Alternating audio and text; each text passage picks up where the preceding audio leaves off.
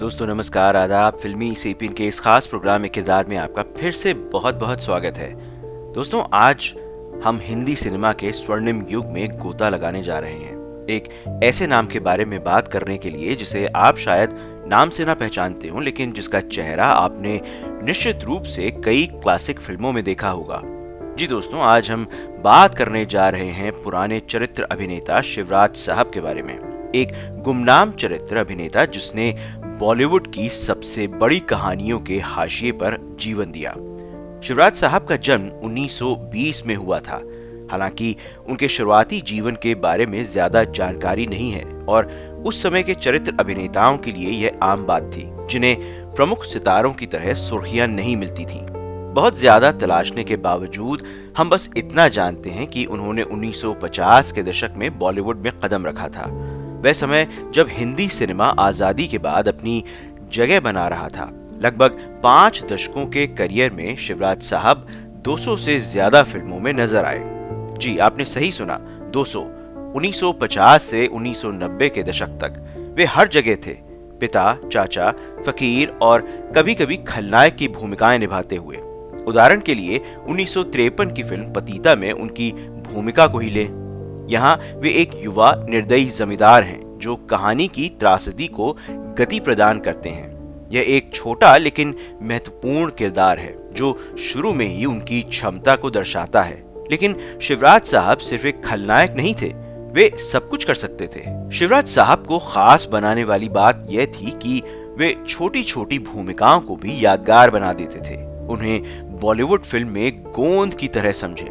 हो सकता है कि वह कोई चमक दमक वाला हीरो ना हो, लेकिन वह व्यक्ति जो कहानी को एक साथ जोड़े रखता है। 1955 की फिल्म देवदास में वह चुन्नी बाबू के दोस्त हैं, शांत, सूक्ष्म लेकिन दृश्य में गहराई जोड़ते हुए। फिर 1956 की फिल्म नई दिल्ली में वह एक सहायक किरदार के रूप में उभरे।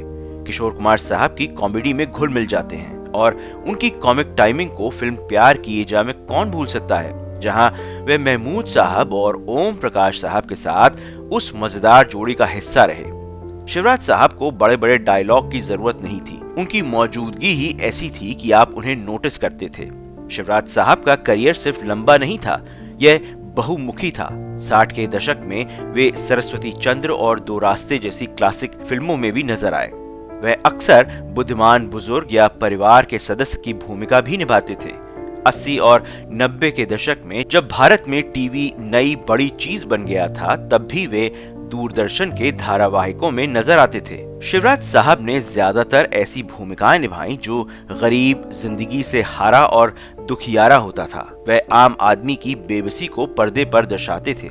कमाल की बात यह है कि शिवराज साहब ने अपने ज्यादातर चरित्र अपनी युवावस्था के दौरान निभाए।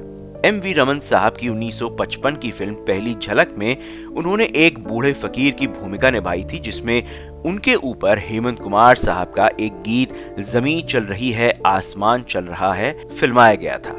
शिवराज साहब ने 5 दशकों से ज्यादा तक फिल्मों में अपना योगदान दिया, लेकिन उनकी सबसे ज्यादा फिल्में 1950 और 60 के दशक में आई, जहां उन्हें एक चरित्र भूमिका में अपनी एक पहचान मिली। वह ज्यादातर उस दौर की हर फिल्म में नजर आते थे।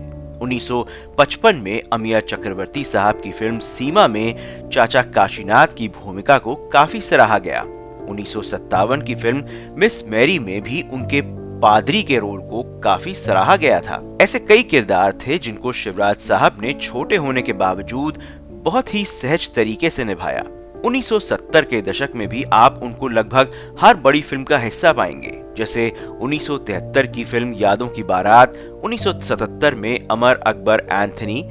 इन दोनों फिल्मों में शिवराज साहब ने पिता की भूमिकाएं निभाई थीं। जहां यादों की बारात में वह विजय अरोड़ा साहब के पिता बने थे, वहीं फिल्म अमर अकबर एंथनी में वह अकबर यानी ऋषि कपूर साहब के पिता की भूमिका में थे। 1953 की फिल्म पतिता में उन्होंने एक युवा खलनायक की छोटी भूमिका निभाने के बावजूद बहुत ही जल्द चरित्र भूमिकाओं की ओर रुख कर दिया और फिर 1990 के दशक तक बने रहे। कल्पना कीजिए कि ब्लैक एंड व्हाइट फिल्मों, रंगीन 70 के दशक और आधुनिक 90 के दशक में काम करते हुए ये नई शैलियों, नए निर्देशकों और नए सितारों के साथ तालमेल बिठाने के 5 दशक हैं। शिवराज साहब ने यह सब शानदार तरीके से किया। उनके जैसे चरित्र अभिनेता पुराने बॉलीवुड की रीढ़ थे, जो पुराने बॉलीवुड फॉर्मूला फिल्मों के एक मजबूत टेम्पलेट का बेजोड़ हिस्सा थे। हीरो और हीरोइनों को गाने और रोमांस मिलते थे, लेकिन यह शिवराज जी जैसे अभिनेता ही थे जिन्होंने उस दुनिया को वास्तविक बना दिया। फिल्म इतिहासकार केवी रमेश साहब ने एक बार उनकी तुलना कार के नट एंड बोल्ट से की थी, इंजन से नहीं। शिवराज साहब कभी भी प्रसिद्धि या पुरस्कार के पीछे नहीं भागे। वे बस सामने आए, अपना काम किया और अपनी छाप छोड़ी।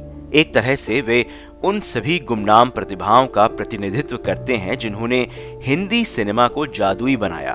शायद इसलिए आज हम उनके बारे में बात कर रहे हैं। शिवराज साहब का निधन 3 जून 2017 को मुंबई में हुआ। वे अपने पीछे एक ऐसी विरासत छोड़ गए जो शांत लेकिन शक्तिशाली है।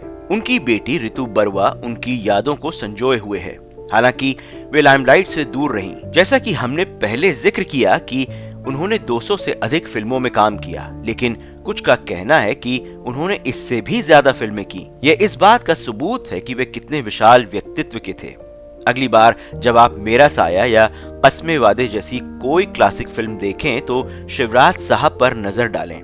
वे वही हैं। वे छोटी सी चिंगारी जोड़ रहे हैं जिसकी शायद आपको जरूरत नहीं थी, पर फिर भी उस चिंगारी की गर्माहट आज तक महसूस की जा सकती है। दोस्तों, ये था शिवराज साहब के बारे में आज का एक किरदार का ये छोटा एपिसोड। दोस्तों, हमें बताइए कि आपको ये एपिसोड कैसा लगा, और अगर आप भी शिवराज साहब के बारे में कुछ जानते हैं तो हमें जरूर बताइए। साथ ही साथ इस वीडियो को लाइक करें, शेयर करें और हमारे चैनल फिल्मी सेपियन को सब्सक्राइब भी करें। और नीचे कमेंट में बताइए कि आपको शिवराज साहब का कौन सा रोल सबसे यादगार लगता है। एक बार फिर से आप सबको फिल्मी सेपियन के प्रोग्राम एक किरदार वीडियो देखने का बहुत बहुत शुक्रिया। धन्यवाद।